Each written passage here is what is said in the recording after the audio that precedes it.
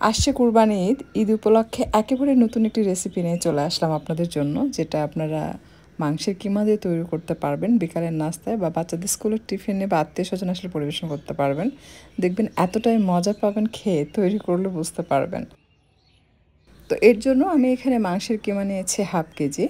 প্রথমেই 2 টেবিল চামচ ঘি দিয়ে দিচ্ছি। কেউ চাইলে ঘিয়ের পরিবর্তে এখানে বাটার ইউজ করতে পারবেন। আদা এবং রসুন বাটা এখানে দুটো একসাথে মিক্স করা আছে 1 টেবিল চামচ। মরিচের গুঁড়া দিয়েছি 1 চা চামচ, জিরার গুঁড়া 1 চা চামচ, আর দিয়ে দিচ্ছি গরম মশলার গুঁড়া, এটাও 1 চা চামচ। হাফ চা চামচ কালো গোলমরিচের গুঁড়া, 1 চা চামচ চিলি ফ্লেক্স, 1 চা চামচ ধনিয়ার গুঁড়া, আর লাগবে ক্যাপসিকাম। সবজির সাথে এটা মিক্স করে তৈরি করলে খেতে কিন্তু খুবই ভালো লাগে। আমি এখানে পেঁয়াজ এবং ক্যাপসিকাম দুটোই একসাথে চপারে চপ করে নিয়েছি। আমি 2 ধরনের ক্যাপসিকাম ইউজ করেছি, সবুজ এবং লাল, এতে করে দেখতে সুন্দর লাগে। আপনি চাইলে শুধু সবুজ কালারটাও ইউজ করতে পারবেন।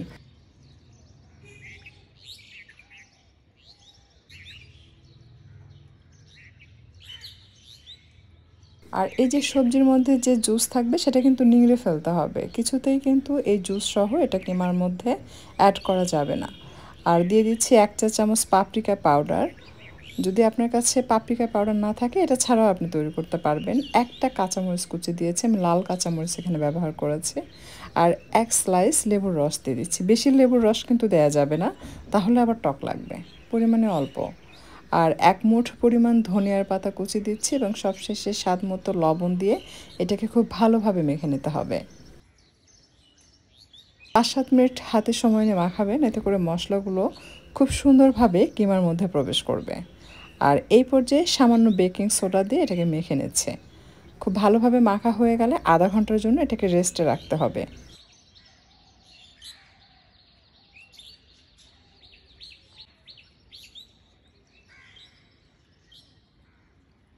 এখন রুটি তৈরি করে নিচ্ছি। রুমালের রুটি আমরা যেভাবে তৈরি করি সেভাবেও তৈরি করে নিতে পারেন। আবার এর আগে যে পরোটার রেসিপি আপনাদের সাথে শেয়ার করেছি, টক দই, বেকিং পাউডার, ময়দা দিয়ে, সাথে হালকা একটু চিনি, লবণ, একটু তেল দিয়ে, ওইভাবেও আপনি চাইলে এই রুটিটা তৈরি করে নিতে পারবেন।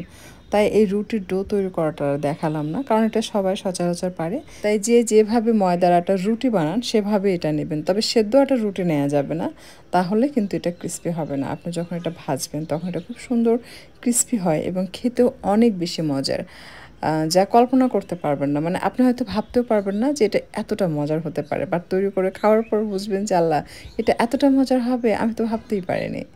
আচ্ছা, ভাজার পর সেই মেখে রাখা কিমা দিয়ে দিচ্ছি। তবে কিমা রুটির উপর দেওয়ার আগে অবশ্যই আবার একবার মিক্স করে নেবেন, লবণ টেস্ট করে দেখবেন ঠিক আছে কিনা। সব কিছু কিন্তু ঠিকঠাক হতে হবে। লবণ যদি হালকা স্বাদ হয় তাহলে কিন্তু খেতে ভালো লাগবে না। মাংস রুটির উপরে দিয়ে সমানভাবে ছড়িয়ে দিতে হবে। এটা কিন্তু আপনি চিকেন কিমা দিয়েও তৈরি করতে পারবেন বা খাসির কিমা দিয়েও আপনি চাইলে এটা তৈরি করতে পারবেন। তো খুব সহজ বানানো, বাট খাওয়ার পর খুব মজা পাবেন। ট্রাস্ট মি, অবশ্যই একবার তৈরি করবেন, কারণ সামনে কুরবানি ঈদ আসছে, সবার ঘরে কম বেশি মাংস থাকবে। অল্প একটু মাংস হলেও কিন্তু একটা রুটি বানিয়ে নেওয়া যায় এভাবে। তো সেটাও মানে আপনি ট্রাই করে দেখতে পারেন যে আসলেই খেতে এটা কেমন লাগে।